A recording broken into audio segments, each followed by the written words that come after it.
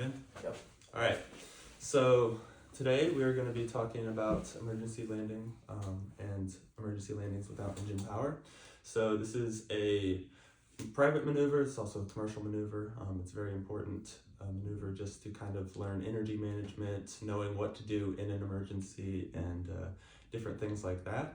So we're just going to kind of cover the basics of it and just how to safely operate the aircraft. So for the purpose of this, we are going to be training this maneuver. So it's important to remember that safety is our number one priority. We don't want to cause any accidents or anything like that. So we're never going to go below 500 feet AGL.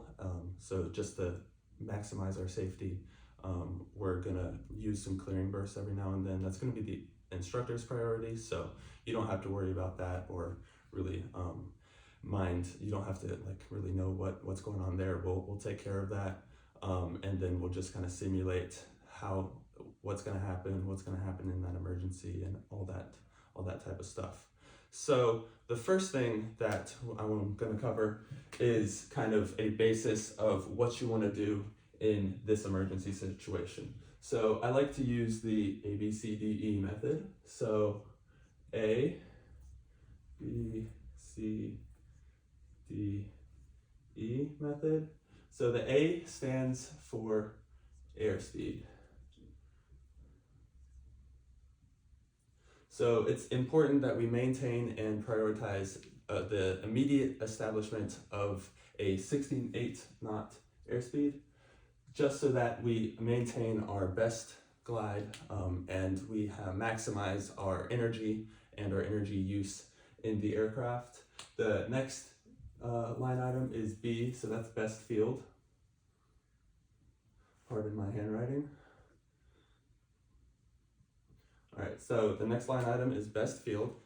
So we want to look for that best field, look for our best option to land. You might be close to like an airport, or you might be close to just a farmer's field. Out here in Lynchburg, we have a ton of open areas for landing in an emergency. So it's really a prime place to practice these and set up and learn how to become familiar with that. Our next item is checklists.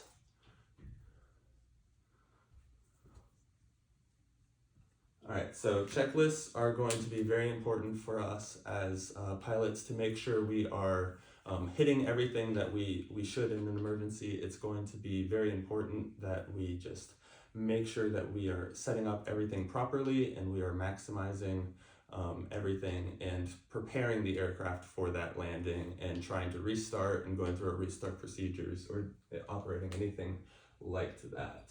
Then the second to last thing is going to be declare. So you want to declare that emergency.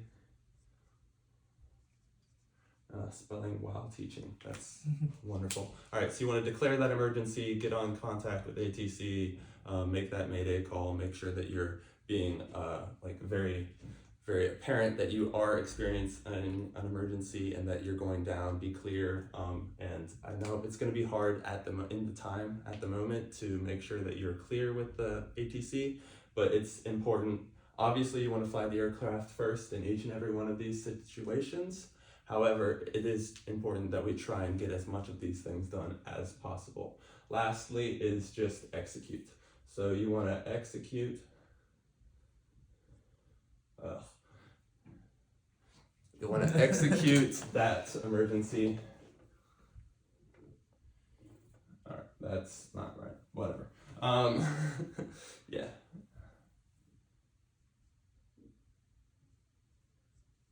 You want to execute that emergency.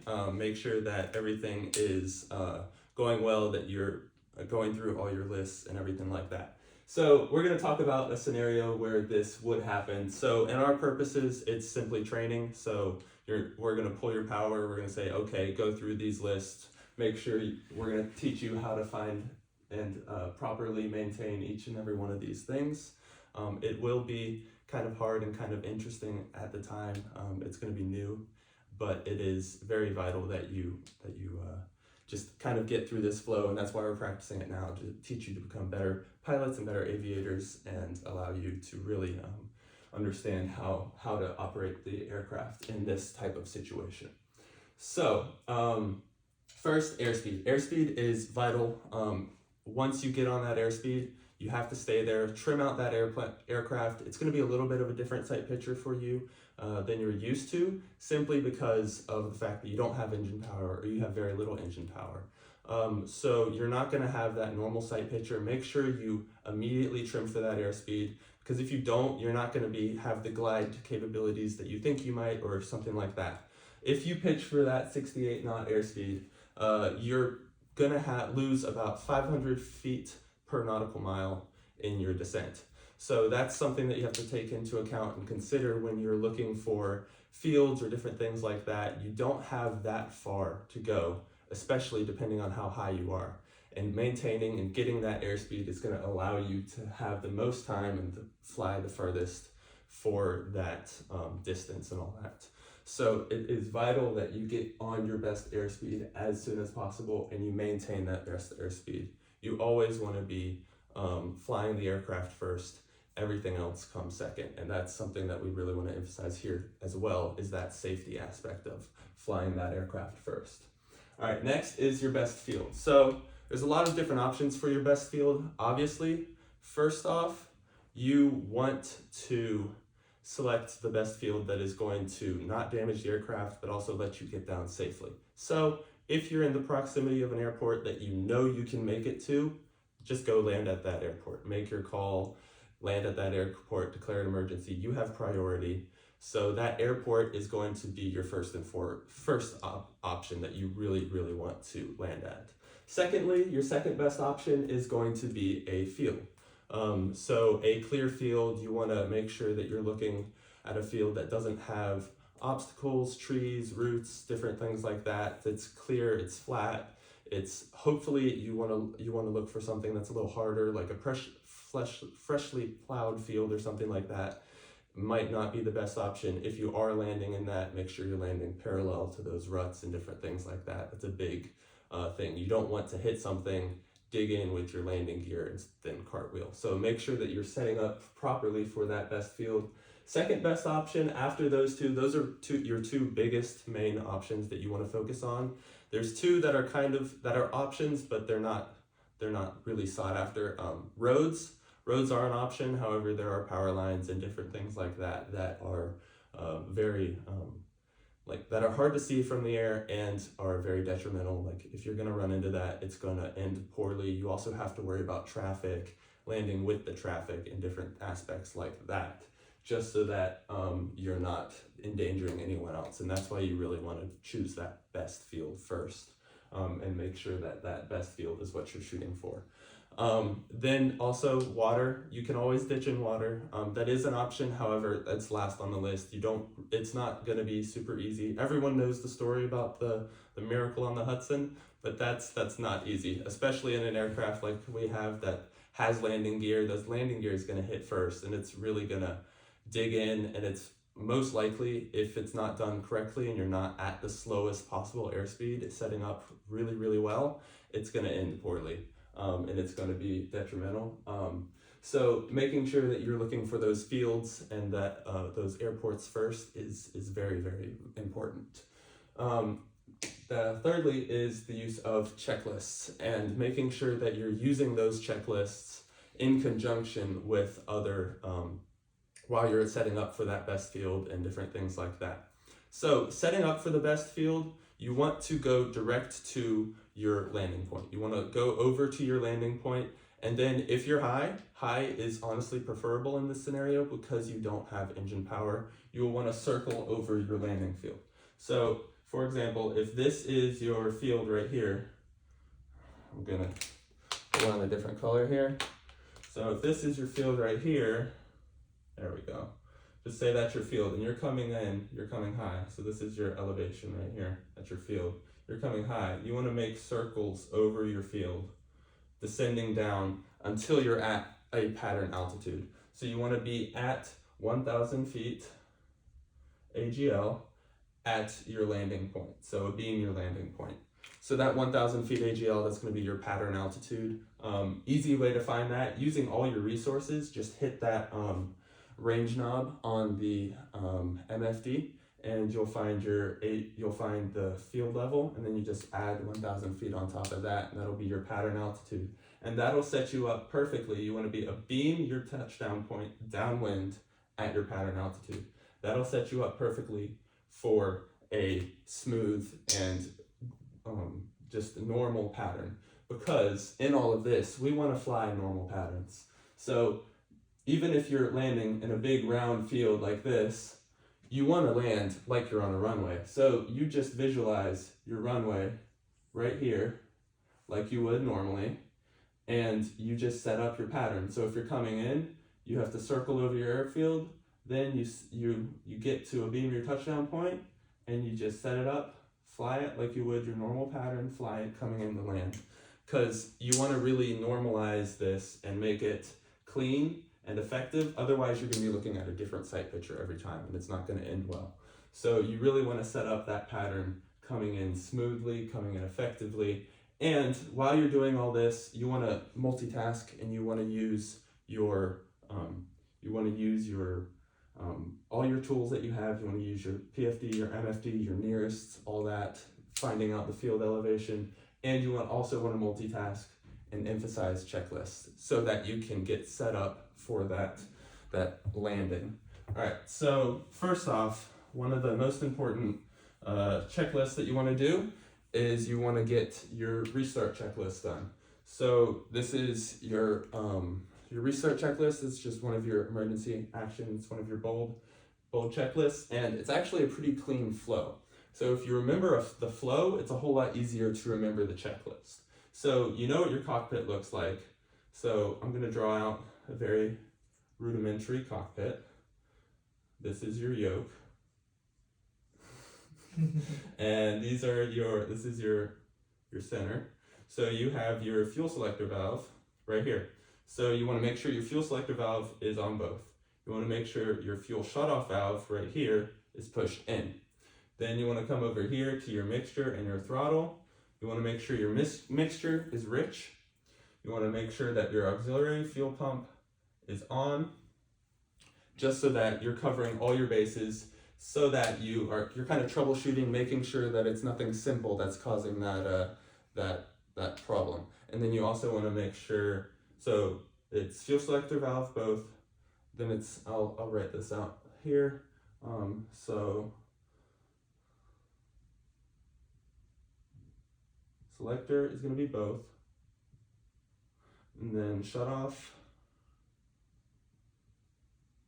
is going to be in, and then so after your fuel selector and your shutoff, it's going to be fuel fuel pump. So fuel pump on and mixture rich. So fuel pump on,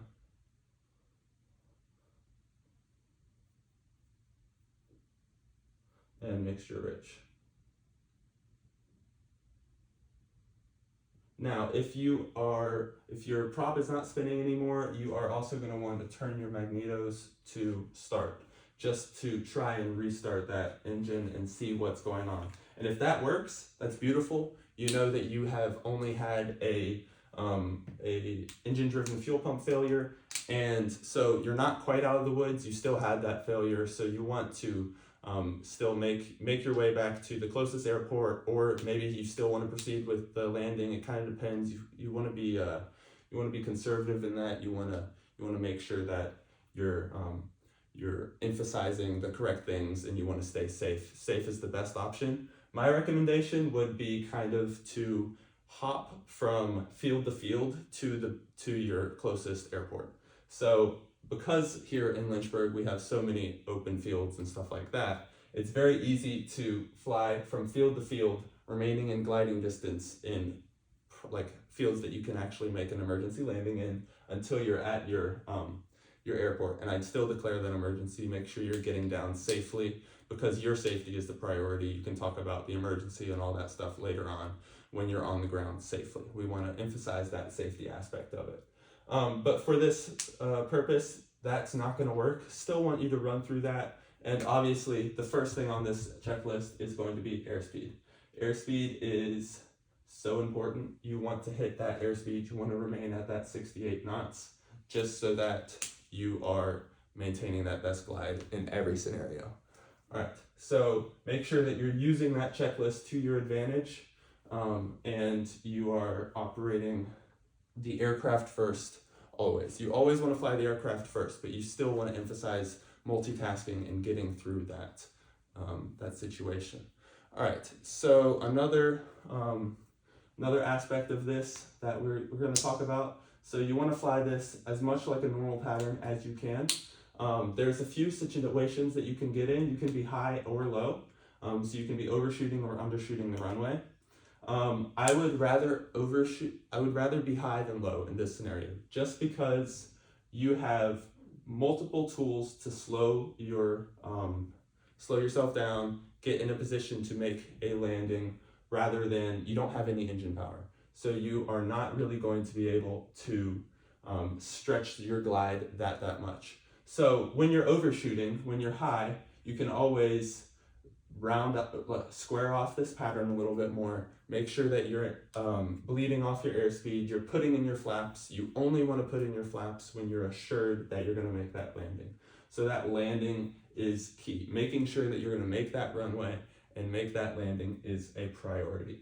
Obviously, you want to try and set up with a field that is you're going into the wind, just like you would on a normal airport. It may depend on some of the terrain and some of the features. It might not be feasible, but you still want to do that and make that as much of a priority as you can. And yes, so making sure that I would rather have a little bit of excess energy coming here, because it's not a precision approach. This is not a power off 180 where you have to land on the numbers. You want to be able to make that approach and land anywhere on this thing and just be able to stop safely. So being a little high, using your flaps, using a slip if you need to, something like that, so that you can get down and get to that runway, because you can stretch out your glide, but you don't have any engine power. So you still have to keep that pitch. You can use your flaps to kind of balloon you up in stages, but that's only going to get you so far. And I'd rather see you land halfway down your field and still be able to come to a stop, rather than ending up in the trees right in front of your field, or something that power lines or something that might be an obstacle right in front of that field. So that's very, very important. All right. Thirdly is declaring that emergency. So you have to make sure that you're declaring your emergency. You're talking to ATC, you're letting them know what's going on. Be clear that it is an emergency. You want to call out your mayday, mayday, mayday. Just letting them know what's going on. Try and give them a picture of where you are. Like I said before, use all your resources. Use that nearest function so that you know where you are, that you can communicate with them where you are, so that they can get help out to you as soon as possible. If you're not talking to ATC, make a call on 121.5, squawk 7700. You want to do all of this stuff just to maximize the chances of you getting found and you making sure that you're being that people know that you're in an emergency. An ATC may ask you questions. Make sure that you try and answer those questions as much as possible. They may ask you fuel on board, souls, different things like that. That's procedural for them.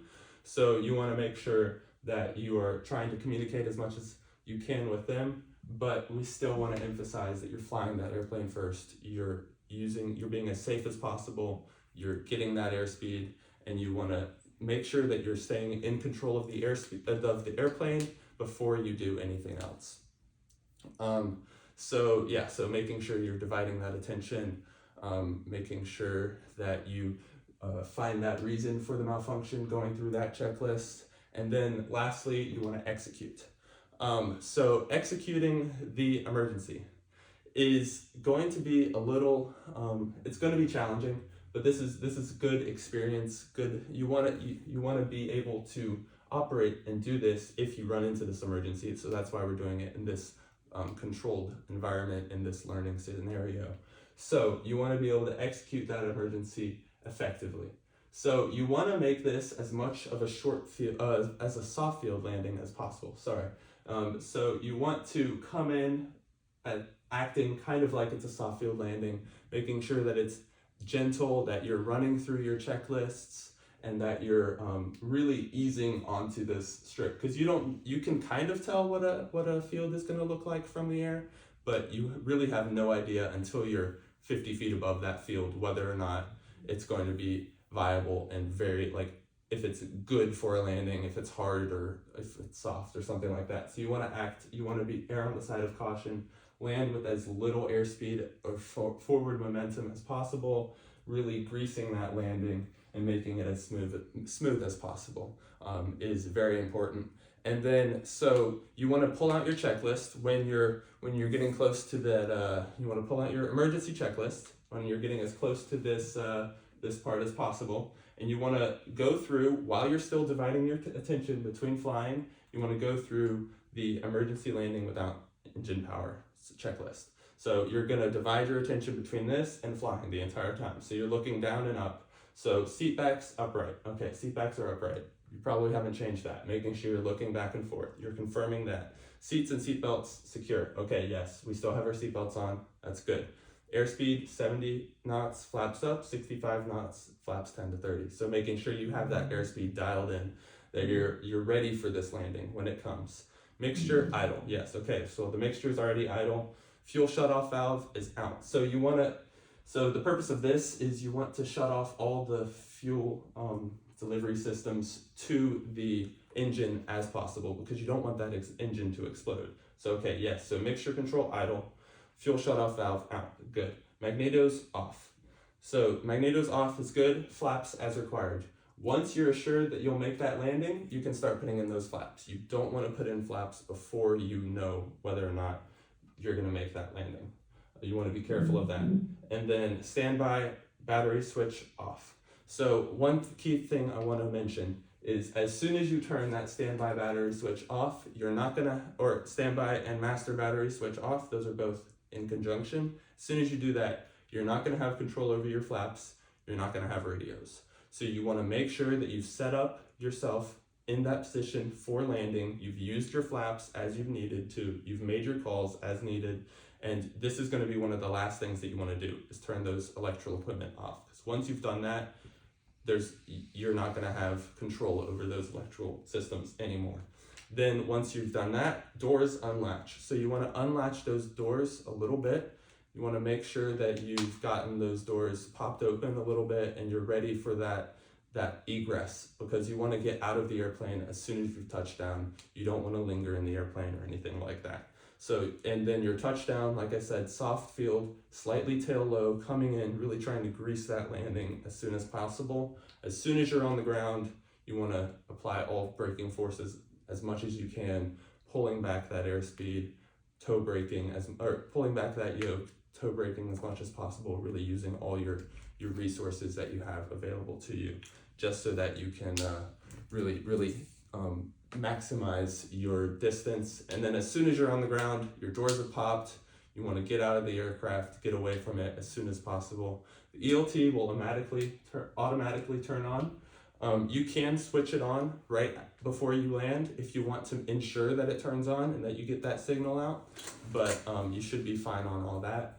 And so that's kind of the step-by-step process that we want you to look at when you're making your that setup and that landing for a emergency approach and landing. And then I'm gonna hand it off to Garrett. Awesome. Cool. Thanks, Ashland. Yeah, you can erase that. No, it's all good.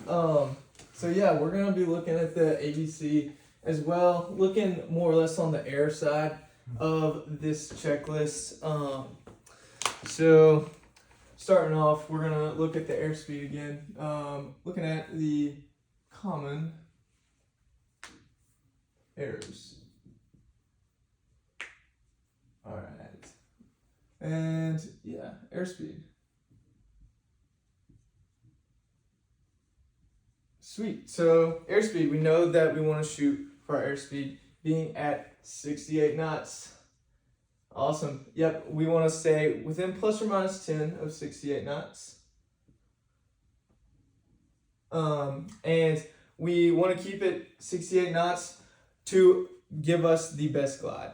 You might ask, how do we know 68 knots is the best glide?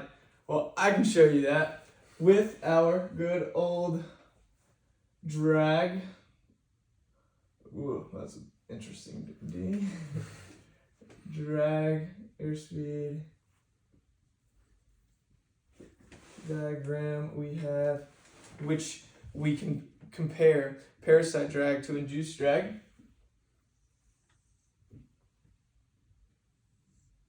All right, so we have induced drag right here.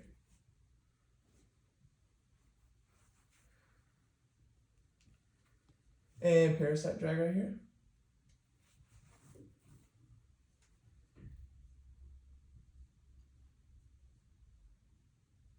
You may ask, why in the world did I just draw this? I can tell you why I drew this. This is called the power curve. Right here, parasite drag and induced drag. And there's two sides of the power curve. And there's also this little guy right here, which is our best glide. Ooh, it's an interesting marker.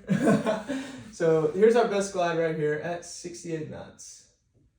All right, it's our best glide because we are maximizing and we're in the middle of our drag forces acting on the airplane.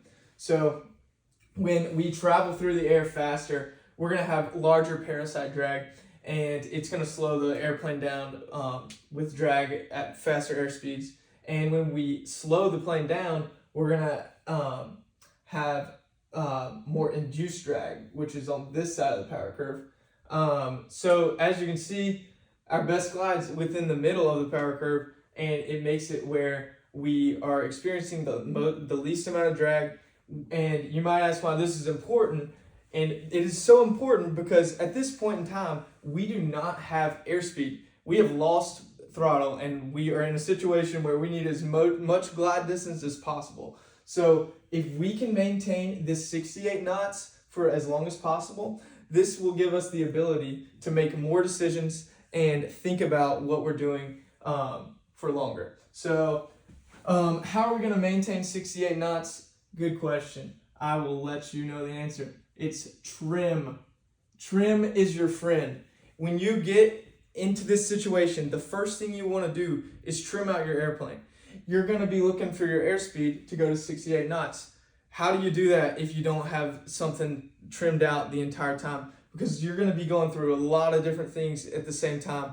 One of the most common errors is that we don't get to 68 and stay there.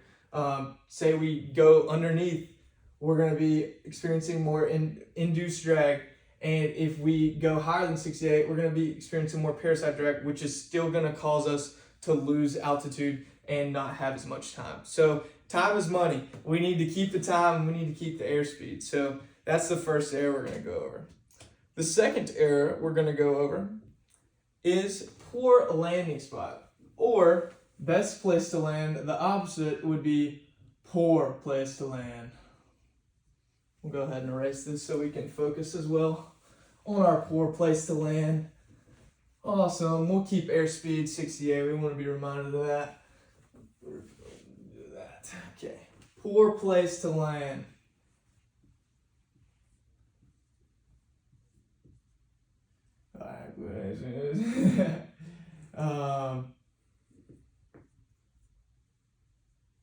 Ashwin had the fun job. You got to tell you the good stuff, dude. I got to tell you the bad stuff you don't do.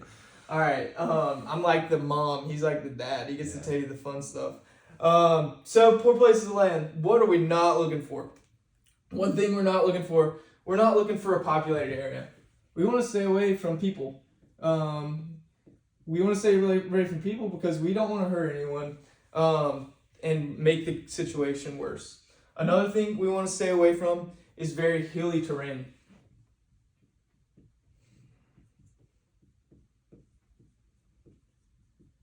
Awesome. All right, populated area, hilly terrain. We don't want to be landing into a mountain. That's not very feasible for a plane. We're not a helicopter. We're a plane. We need some glide into our landing area. We also want to stay away from busy roads. This kind of goes off of populated area. I think roads are a great resource, but at the same time, we don't want to like go head on collision with a car that's going 70 miles an hour. That's just not going to work out good for our plane. It's a good hard service roads, but isn't necessarily the best landing position. A better option for a busy road or a road in general, it's going to be cleared out. So you might could even land in like the median or beside the busy highway. So just something to keep in mind. We also want to keep in mind trees.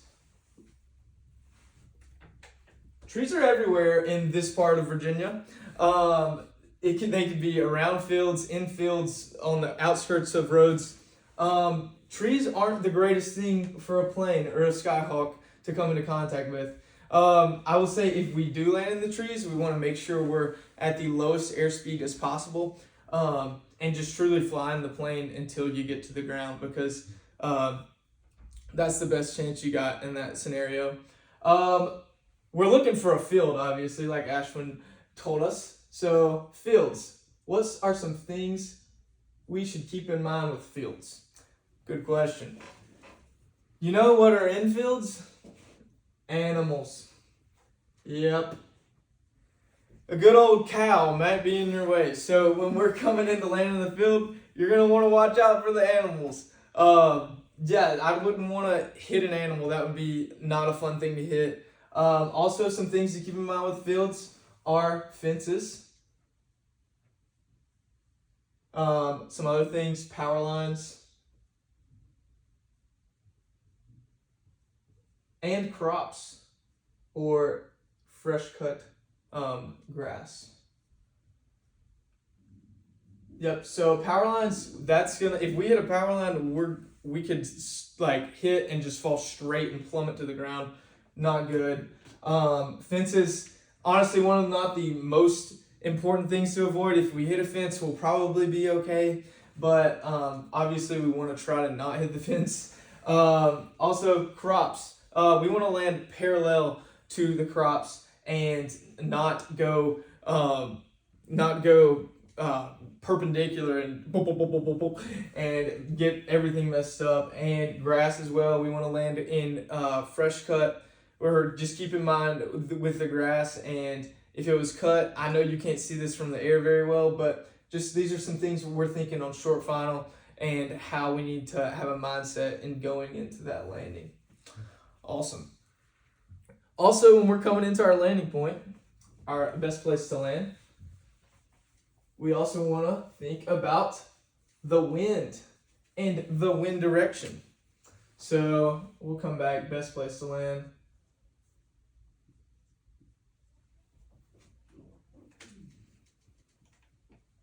Okay, wind. So this is a very pivotal thing to think about when coming in to land. Wind. All right. So when we're coming into land, we have the greatest resource available to us. It's the G1000, a wind directional tool. This tool is so good because it literally tells you where the wind's blowing at all times when you're in flight. Not everyone has this resource. So let's take advantage of it. All right, so this being said, we need to determine our field based on the wind. Let's say we're over here, and this is our field. The wind's blowing at this direction. We need to get here and land with a headwind. So say we're at 5,000 feet right here, and our goal's right here. Let's make it more like 3,000 feet. 5,000 feet, you might have glide distance to go to an airport. 3,000 feet. So we need to get here. Some things to keep in mind. We want to land into the wind, so that's understood. If we're here at 3,000 feet, how are we going to get to our pivotal point right here to land into the wind? Yes, good question, you may say. All right, so first of all, we want to go straight to our point, straight to it, fly over it to where you can get over it. And then at this point is another pivotal point. We want to determine how much altitude we need to lose at this point. Some basic rule of thumb to keep in mind: every 360 degree turn will lose about 1,000 feet of altitude. So, like Ashwin said, we're gonna do some spins over our field until we get right here, and then we're going to take it on home. All right, keeping in mind that we're going to land with a headwind because this will decrease our gliding distance and our landing distance as well. Our landing distance, so we can stop sooner and not get pushed through and hit the back into some trees and debris over here past the field. This is the technique I like to use. I like to get a field that is going to work good, that's going to favor the wind, stick to it, and execute the maneuver. All right, cool. Sweet. So now that we know how to land with a headwind, we also want to make sure we emphasize checklists. Just like Ashwin said.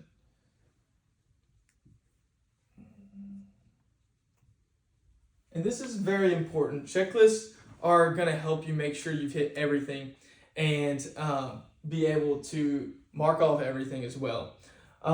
So with checklists, we need to hit the bolded item checklist, which is basically our restart checklist. Obviously, it starts with airspeed being at 68, and then we go into the restart like Ashwin showed us with the center console. Go in your flow, starting with the fuel selector, then going to the fuel shutoff, going up to the mixture, making sure it's rich, and then getting that fuel pump on, try to restart if your prop's not spinning. That's the number one checklist to hit, because the truth is it would be pretty bad if we landed and we were able to start up the engine again and we decided to ditch into a field. And so number one, let's make sure that fuel's on, fuel pump's on, and make sure it's not as big of a deal as we think it is until it is. And if it is, then we're gonna go in and we're gonna go ahead and declare the emergency. Go through that process like Ashwin showed us, and we want to also make sure when we're coming into land. And this, just speaking on checklists, we don't want to move too far.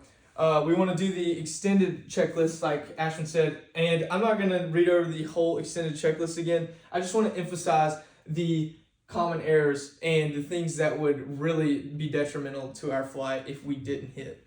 So some of the main things in this checklist that are super important to keep in mind is the flaps. Some other things to keep in mind is the mixture and fuels.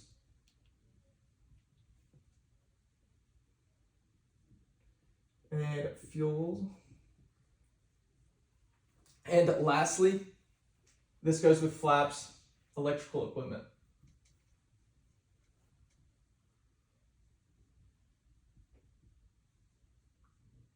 All right, so this is so pivotal because one, we need to keep our electrical equipment on until we're able to extend full flaps, because we want to be coming in as slow as airspeed as possible. Flaps enable us to do that. So this being said, this checklist is going to be close to short final, if not on base. So this being said, we're going to probably keep our electrical equipment on until then. And also we do this so we can extend our flaps and get everything secured and where we need it to be. I'm not saying anything, the things on the rest of this checklist aren't important, but I want to emphasize these because one, we need to get our flaps extended to go in slow, and mixture and fuel and electrical equipment need to be off. If these are left on, this opens the door to a wide range of more serious problems that we could have. Mixture or fuel combined with electrical is not good. We do not want to have an electrical fire and set up Joe's farm and make a whole fire out of a field. We also want to be safe and be able to exit the plane properly and alive. So these are very important checklist items, and there are things that we need to keep in mind and be able to remember when we're in the plane.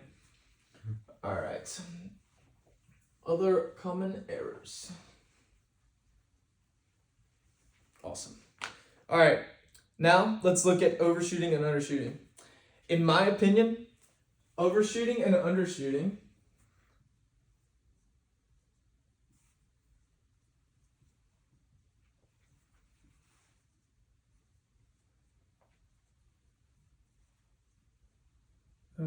overshooting and undershooting. In my opinion, overshooting and undershooting relate back to these. Let me tell you why I think that.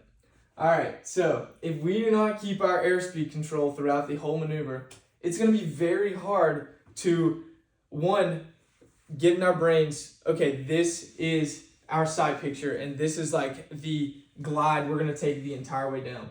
If we're, alright, I'm just going to draw it out for you. Say this is our landing area. We're right here. 68 knots coming down.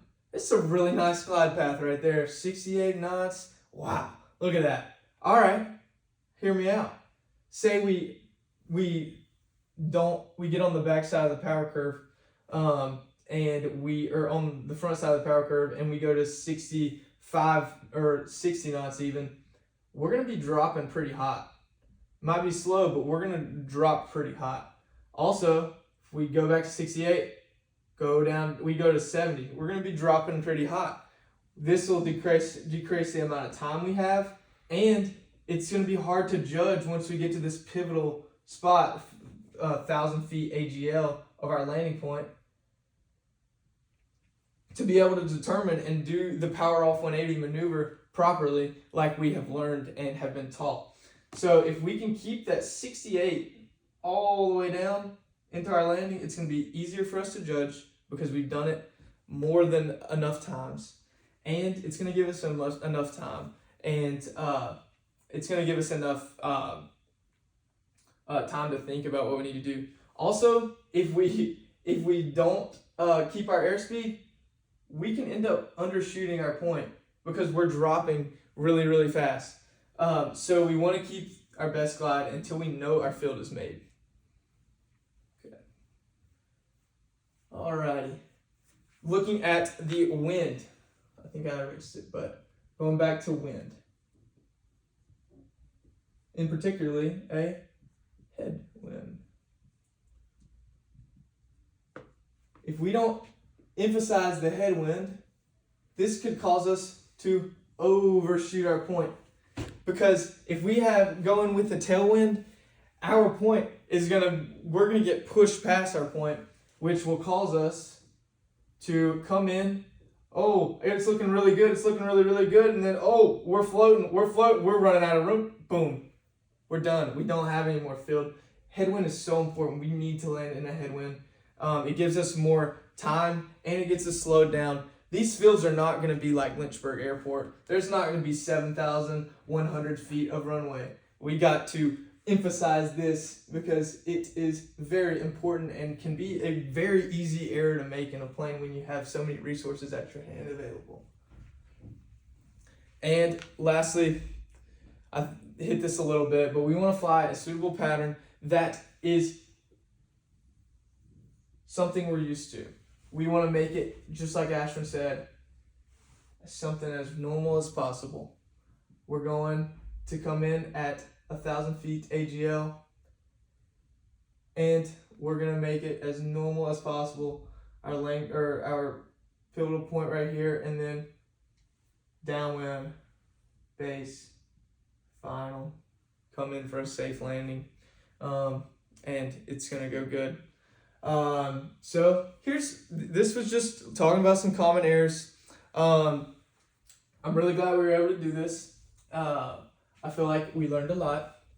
Ashwin, is there anything that you would like to add, question, or talk about? I think you hit everything on the nose. Makes sense to me. Cool. I feel like I can go fly it now. I feel like I can go fly it too. Yeah. Let's do that thing. Yes. Good pre-brief. Thank you for your time. Good stuff.